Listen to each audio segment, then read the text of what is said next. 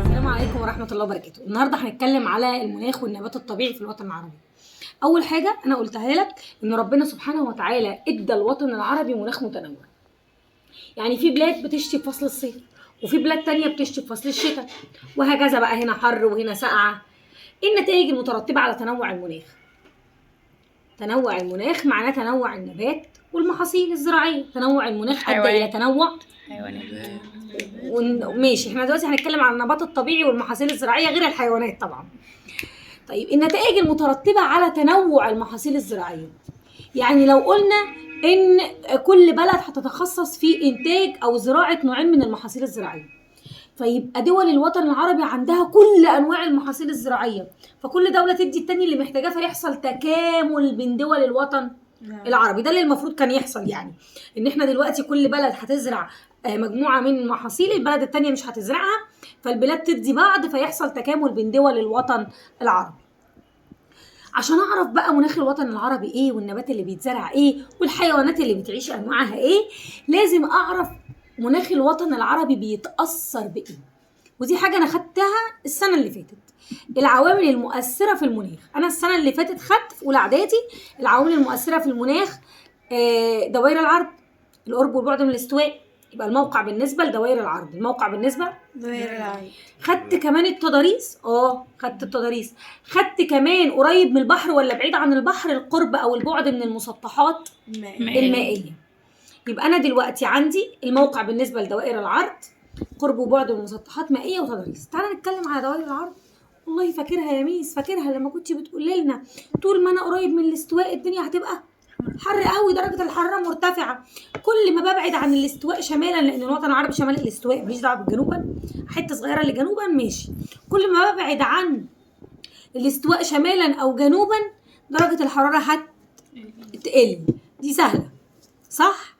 يبقى ازاي الموقع بالنسبة لدوائر العرض بيأثر في المناخ؟ هتقولي درجة الحرارة بترتفع طول ما احنا على دائرة الاستواء، وتقل درجة الحرارة كلما اتجهنا شمالا او جنوبا. طب القرب والبعد عن المسطحات المائية دي برضو قلتها لك السنة اللي فاتت. قلت لك ايه بقى انا السنة اللي فاتت؟ قلت لك ان البلد اللي عندها بحر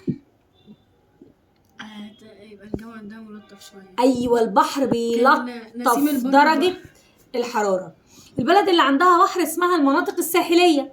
يبقى المناطق الساحلية المناخ بتاعها بيبقى معتدل. وقلت لك ليه؟ عشان البحر بيلطف درجة حرارة. البلد اللي عندها بحر اللي هي البلاد الساحلية مناخها معتدل، لان البحر بيلطف درجة الحرارة. البلد اللي ما عندهاش بحر اسمها داخلية او قارية، اسمها بلاد قارية.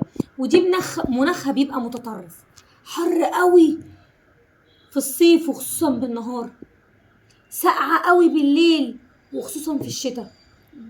طيب يبقى البلاد ذات المدن الساحلية مناخها معتدل، البلاد ذات المدن الداخلية أو القارية بيقل تأثير المسطحات المائية، فبيبقى مناخها قاري، تتميز بارتفاع درجة الحرارة في الصيف وانخفاض درجة الحرارة في الشتاء.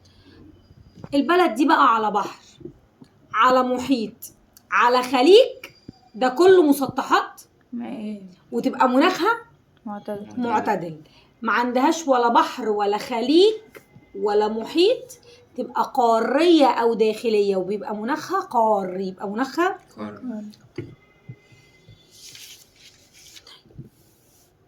تعالى ناخد التضاريس. أنا فاكرة موضوع التضاريس ده، كنت بتقوليلي إن لو أنا طلعت على قمة الجبل لحد ارتفاع بيزيد عن 150 متر درجة الحرارة تقل درجة لكل متر. ده انت حتى قلتيلي السنة اللي فاتت ان قمم جبال كينيا بيغطيها الجليد، رغم ان كينيا دي منطقة حر، علشان انا بوصل لايه؟ لارتفاع عالي.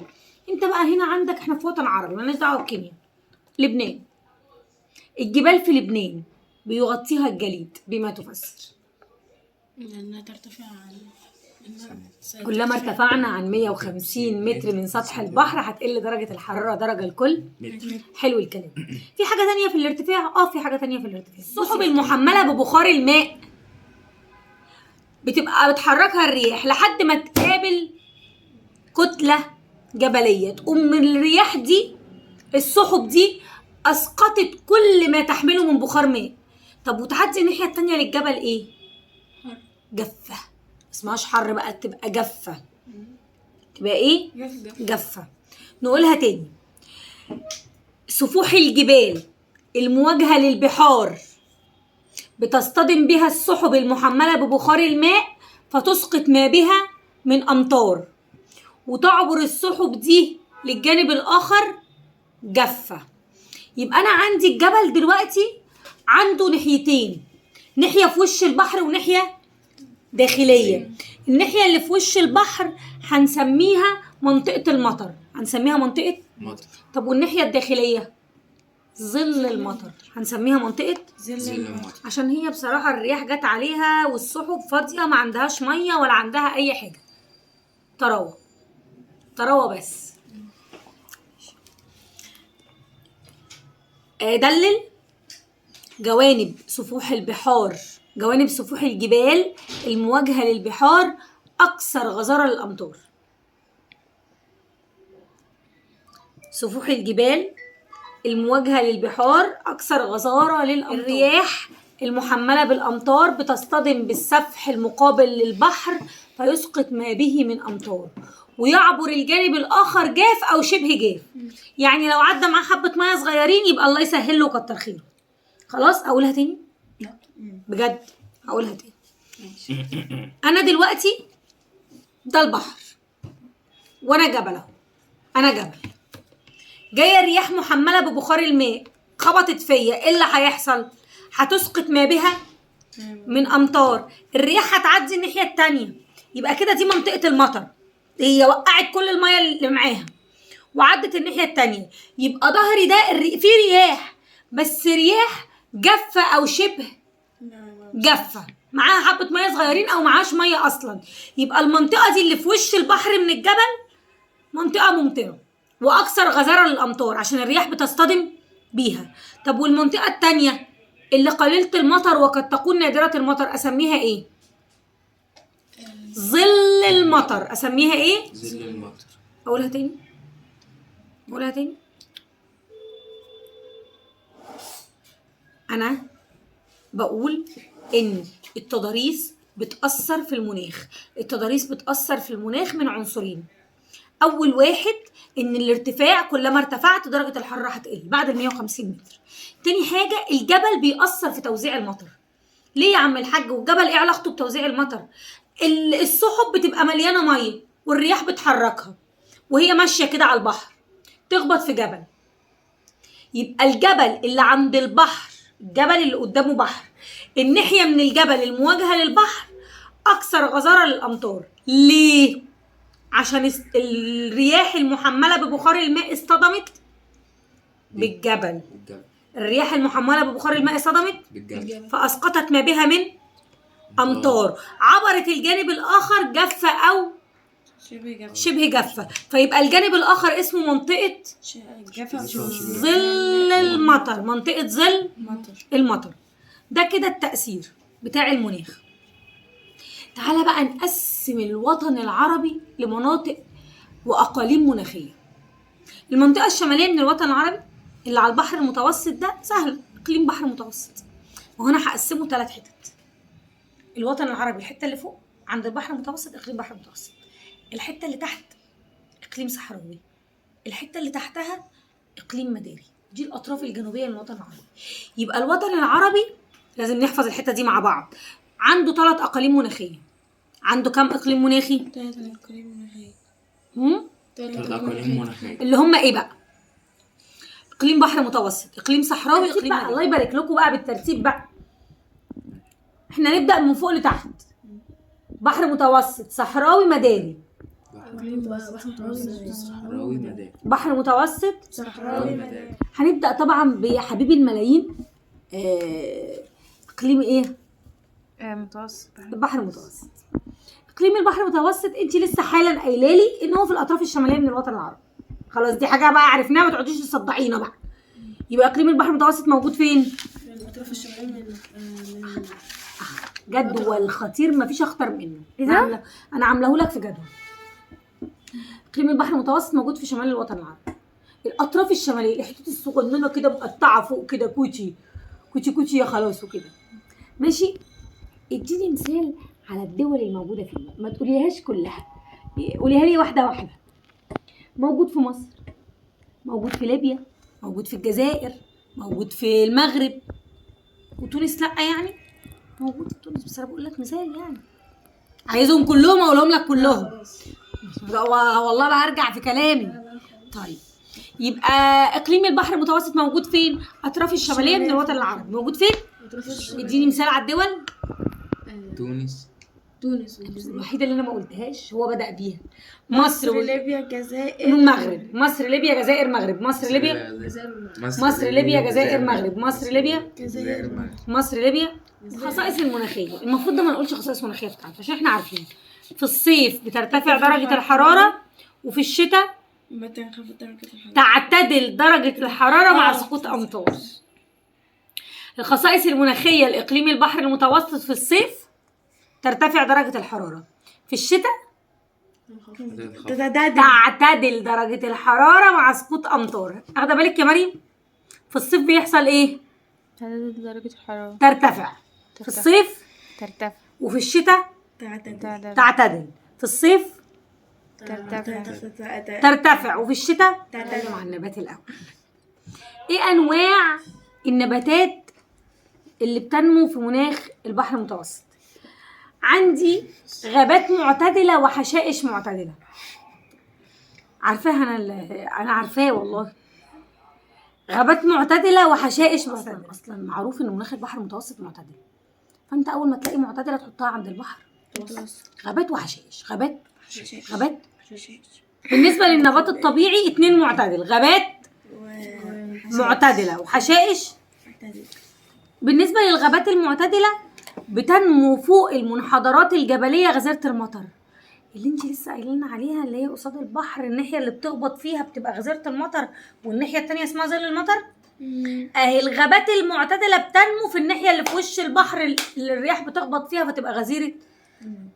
فين يعني؟ عارف جبال اطلس؟ اهو الناحيه اللي في وش البحر من جبال اطلس غابات معتدله. عارف مرتفعات بلاد الشام والعراق؟ اهي الناحيه اللي في وش البحر غابات معتدله. يبقى الغابات المعتدله بتنمو على قمم او منحدرات الجبال غزيره المطر. قمم منحدرات الجبال غزيره المطر. هعيد لك تاني. الغابات المعتدله بتنمو فين؟ على سفوح الجبال المواجهه للبحار، اللي هي مناطق غزيره المطر اللي انا لسه متكلم عليها. اديني امثله: جبال اطلس وجبال الشام. جبال اطلس وجبال الشام. طيب تعال خش على الاشجار اللي بتنمو في الغابات دي.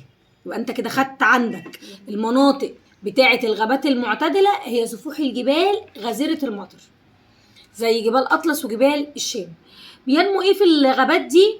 شجر البلوط، شجر الزيتون، وشجر الارز. بلوط، زيتون، ارز. ايه انواع الاشجار؟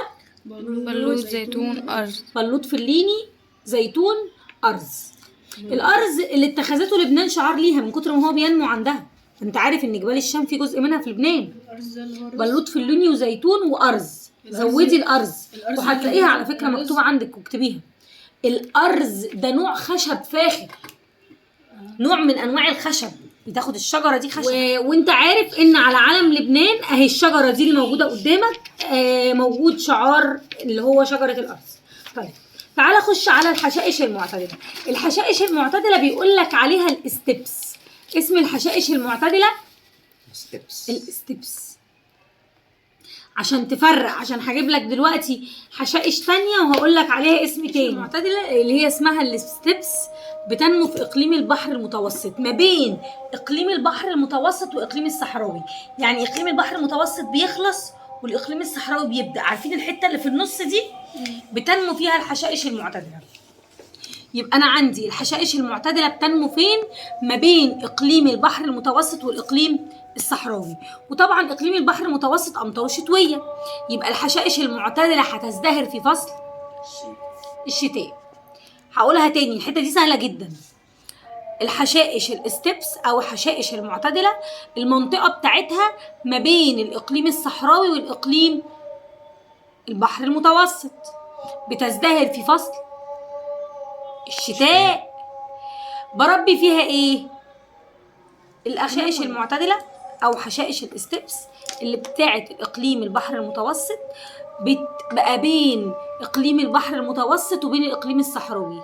مع انتهاء الاقليم الصحراوي وبدايه الاقليم انتهاء اقليم البحر المتوسط وبدايه الاقليم الصحراوي بتنمو الحشائش المعتدله، بتزدهر في فصل الشتاء. بنربي فيها الماعز والاغنام اللي احنا بنذبحهم في العيد الكبير دول، وبيبقوا الغنم الناس بترعى بالغنم فيهم. دي في منطقه البحر المتوسط حشائش المعتدله. خلاص، ده كده الاقليم البحر المتوسط. خش على الاقليم الصحراوي. الاقليم الصحراوي 3/4 الوطن العربي، 80% من الوطن العربي اقليم صحراوي. 80% من الوطن العربي اقليم صحراوي. اقليم الصحراوي من بعد اقليم البحر المتوسط لحد الاقليم المداري. انت اخد الاقليم البحر المتوسط الاطراف الشماليه من الوطن العربي، والاقليم المداري الاطراف الجنوبيه من الوطن العربي. الحته اللي في النص الكبيره دي كلها اقليم صحراوي. مالك يا عم الحاج؟ اكيد صحراء. في الصيف حر جدا وخصوصا بالنهار، في الشتاء ساقعه جدا وخصوصا سهل. ده وخدناه قبل كده على فكره. الاقليم الصحراوي حار جدا صيفا وخصوصا بالنهار، بارد جدا شتاء وخصوصا بالليل. انواع النبات اللي بينمو في الاقليم الصحراوي، احنا عارفين ان في نبات طبيعي بينمو في الصحراء، بس النبات الطبيعي ده هيفضل يقل كل ما كميه المطر قلت. يعني النبات الطبيعي مختلف على حسب كميه المطر. النبات الطبيعي في البيئة الصحراوية بيختلف على حسب كمية المطر. حلو الكلام. عندي حشائش قصيرة في المناطق قليلة المطر، حشائش قصيرة في المناطق نباتات شوكية في المناطق نادرة المطر. يبقى أنا عندي نوعين. أصل هي صحراء فأكيد مش هلاقيها بتشتي عادي، هلاقي شتاء قليل أو مفيش شتاء خالص. الصحراء شتاء قليل أو مفيش شتاء خالص. يبقى المناطق قليلة المطر بتنمو فيها نباتات صحراوية. المناطق قليلة المطر فيها نباتات صحراوية، والمناطق نادرة المطر فيها نباتات شوكية. المناطق نادرة المطر فيها نباتات شوكية. طب الحيوان اللي بيعيش هناك ايه؟ بديهي، جمل. انا عارف الجمل سفينة الصحراء. الزواحف بقى، الغزلان. زواحف وإبل وغزلان. زواحف وإبل وغزلان. زواحف وإبل وغزلان. هقولها تاني. الإقليم الصحراوي اللي بيبدأ عند انتهاء إقليم البحر المتوسط حتى الإقليم المداري، يبقى من نهاية الإقليم البحر المتوسط حتى بداية الإقليم اللي هو كام كده يعني بالصلاة على النبي كده 80% عليه الصلاة والسلام. 80% من مساحة الوطن. خصائصه المناخية سهلة جدا، حر جدا في الصيف وخصوصا بالنهار، وبارد جدا في الشتاء وخصوصا بالليل. النبات اللي بينمو فيه بيختلف على حسب كمية المطر. المناطق قليلة المطر حشائش صحراوية، مناطق نادرة المطر نباتات شوكية. الحيوانات زواحف وإبل وغزلان. بما تفسر اختلاف الصورة النباتية في الإقليم الصحراوي. ليه بتختلف صورة النباتات في الإقليم الصحراوي؟ باختلاف كمية المطر.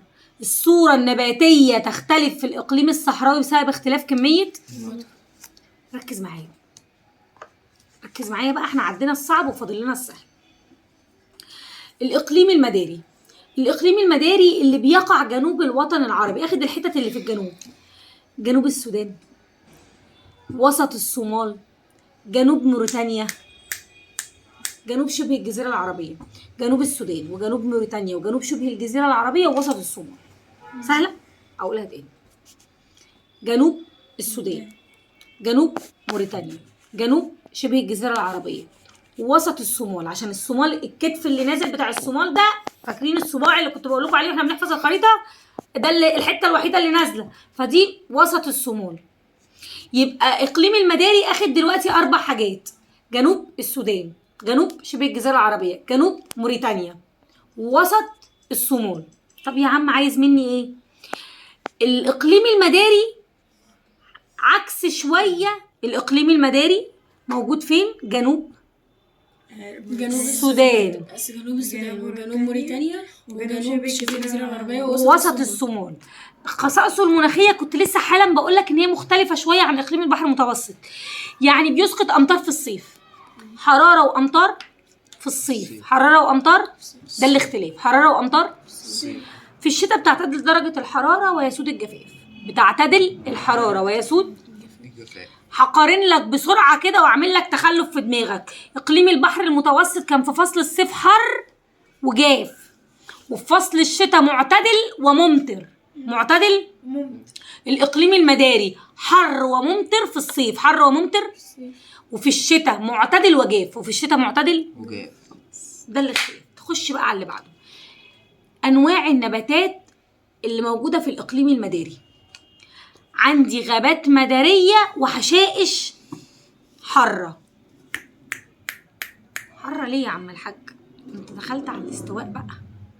غابات مداريه وحشائش حاره. طب الحشائش الحاره مش هدلعها؟ اشمعنى الحشائش المعتدله دلعتيها لي؟ مش انا دلعت لك الحشائش الحاره؟ كنت مسميها لك ايه؟ ستيبس. الحشائش المعتدله ستيبس. طب والحشائش الحاره ملهاش نفس تتدلع؟ سافانا. الحشائش الحاره هسميها ايه يا مريم؟ سافانا. يبقى انا عندي الاقليم المداري غابات مداريه وحشائش سافانا. غابات مدارية حشائش. هو ممكن في الامتحان يقول لي حشائش حاره براحته، يقول لي حشائش سافانا براحته، هو الراجل يقول اللي هو عايز يقوله ومحدش يعترض، ده هو اللي حاطط الامتحان. يبقى انا عندي انواع النبات في الاقليم المداري: حشائش سافانا او حاره وغابات مداريه. حشائش سافانا او حشائش حاره وغابات مداريه. خش على الغابات المداريه. الغابات المداريه شبه شويه الغابات الاستوائيه. عارف كرم وكريم؟ هو كرم وكريم، في اختلاف. ايه الاختلاف بقى؟ يبقى الحشائش المداريه شبه الغابات الاستوائيه. طب ايه الاختلاف؟ الاختلاف ان الغابات المداريه تكثر بها اشجار الصمت. تكثر بها اشجار. بنعمل بيه ايه بقى غابات بنطلع منها الصمغ العربي. هتبص اسمه الصمغ العربي. الغابات المداريه شبه الغابات الاستوائيه، يعني اشجار كثيفه وبتاع. طب ايه الاختلاف ما بين الغابات المداريه والغابات الاستوائيه؟ الغابات المداريه فيها كتير اشجار صمت، فيها كتير اشجار بما تفسر الاهميه الاقتصاديه لاشجار الصمت. اشجار الصمت دي بنعمل بيها ايه يا عم الحاج؟ بنستخرج منها الصمغ العربي. نستخرج منها الصمغ العربي. الصمغ. عارفه الصمغ اللي بيلزقوا بيه ده؟ بس ده الخام بقى بتاعه، الصمغ العربي. طب والحشائش الحاره او حشائش السافانا؟ حشائش السافانا بتتدرج في الطول من الجنوب للشمال، يعني في الجنوب طويله وتفضل تقصر تقصر تقصر لحد ما توصل للاقليم الصحراوي. طب بتتدرج في الطول ليه؟ مش محتاجه فقاقه بقى، هي بتتدرج في الطول ليه؟ على حسب كميه المطر. ما هي طويله في الجنوب وتفضل تقصر تقصر لحد ما تخش على الاقليم الصحراوي اللي هو ما فيهوش مطر. يبقى الحشائش السافانا او الحشائش الحاره حشائش بتتدرج في الطول من الجنوب للشمال على حسب كميه المطر. انا دلوقتي قلت لي ان في غابات مداريه شبه شويه الغابات الاستوائيه، لكن الاختلاف ان فيها اشجار الصمت. قلت لي ان في حشائش مداريه او حشائش حاره اللي هي اسمها السافانا. حشائش بتتدرج في الطول من الجنوب للشمال. ما قلتليش الحيوانات. بيقول لك ان الغابات المداريه دي كانها حديقه حيوان مفتوحه. عارف حديقه الحيوان؟ زرافه واسد وفيل وفهد بس حديقه حيوان مفتوحه بتعيش فيها الحيوانات بحريتها. يبقى الغابات المداريه كانها حديقه حيوان مفتوحه. ايه الحيوانات اللي فيها؟ أسد، زرافة، فهد، نمر، حديقة حيوان مفتوحة. طيب ما مدى مصداقية العبارة؟ بيسود إقليم المناخ المداري اليمن والصومال.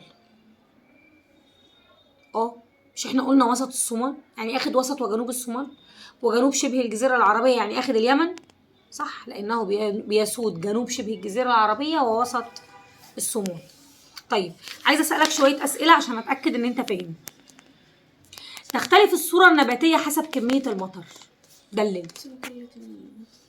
لا، بتختلف الصورة النباتية حسب كمية المطر، لأن في الإقليم الصحراوي المناطق قليلة المطر تنمو فيها نباتات صحراوية، والمناطق نادرة المطر تنمو فيها نباتات شوكية. في الإقليم المداري بتتدرج الحشائش من الجنوب للشمال على حسب كمية المطر. يبقى أنت عندك مثالين في دليل تختلف الصورة النباتية. طيب بما تفسر ارتفاع درجة حرارة الأجزاء الجنوبية من الوطن العربي. ليه الأجزاء الجنوبية في الوطن العربي حرارتها أعلى من وسط وشمال الوطن العربي؟ بسبب قربها دائرة السويس. بسبب وجود الإقليم المداري. بسبب وجود الإقليم المداري. سقوط الأمطار صيفا على جنوب شبه الجزيرة العربية بسبب وجود الإقليم المداري، أو لأنها تقع ضمن الإقليم المداري. بيسود المناخ القاري أجزاء كبيرة من الوطن العربي عشان لأنه 80% من الوطن العربي مناخ صحراوي. يبقى المناخ القاري بيسود الوطن العربي عشان 80% من الوطن العربي مناخ صحراوي.